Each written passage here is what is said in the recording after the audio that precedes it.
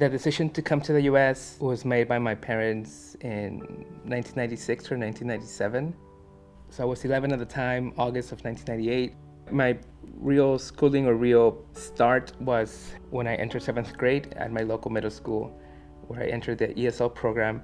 In high school, in 9th grade, I was put in just randomly into journalism class. So I guess I hadn't read that I was an ESL student like a few months before. And the teacher was like, I don't know what you're doing here. Your English, after the first story is not good enough. So do you want to stay here or you can transfer out to a different class? So I said like, I'll stay here because I want to better myself. So he said like, fine. And he was an English teacher in the school too. So like, I'm gonna send you 20 books. You're gonna read 20 books during winter break. If you read good English, punctuation and grammar will come to you naturally. I read the 20 books and then came back, wrote a story for him in the class. He told me like, wow, like this is like 100% improvement. Obviously there's still, issues, but it's like from where you started to where you are right now is incredible. Keep doing that. Because of that teacher, that's when I, started studying more, reading more, and practicing my writing. At the end of 9th grade, there was a scholarship that UC Berkeley was putting on where they selected a group of us and we went through the process. And at the end, I was selected to be the one who was going to receive the scholarship, full ride, 4 years paid. My counselor asked for me to provide a social security number. And I said like, yes, gladly. I don't have it right now, but I'll go back home and get it for you.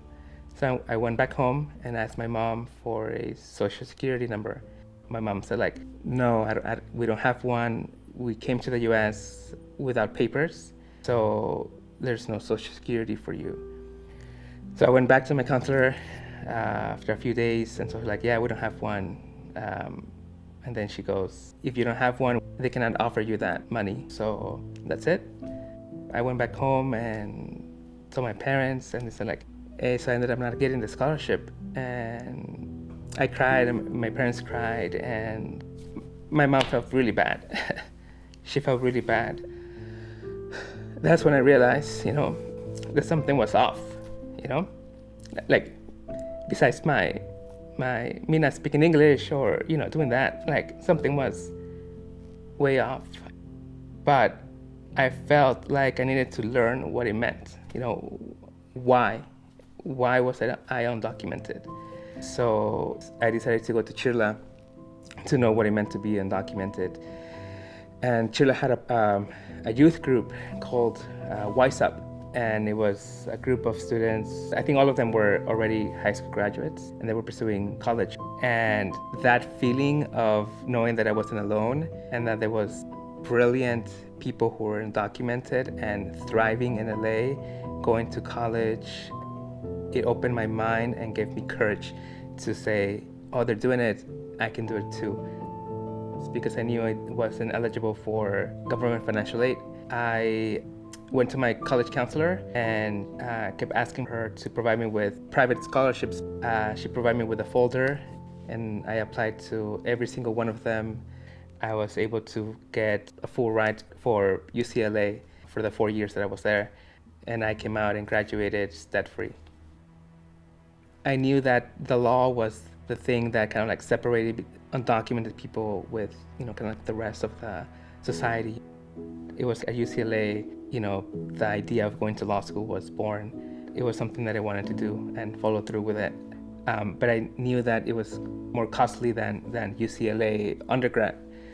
I applied to a pre-law program.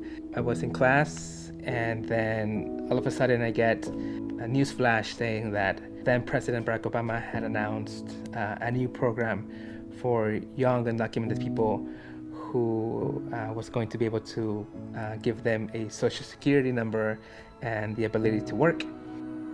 I knew that without a social security number, I wouldn't be able to go to law school.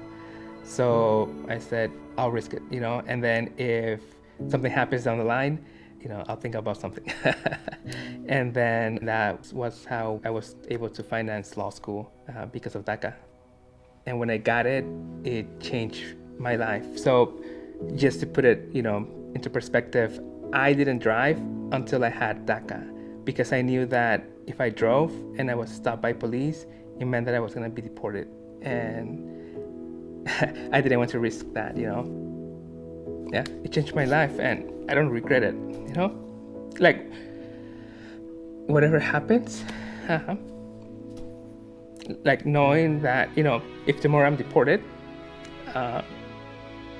if I made it here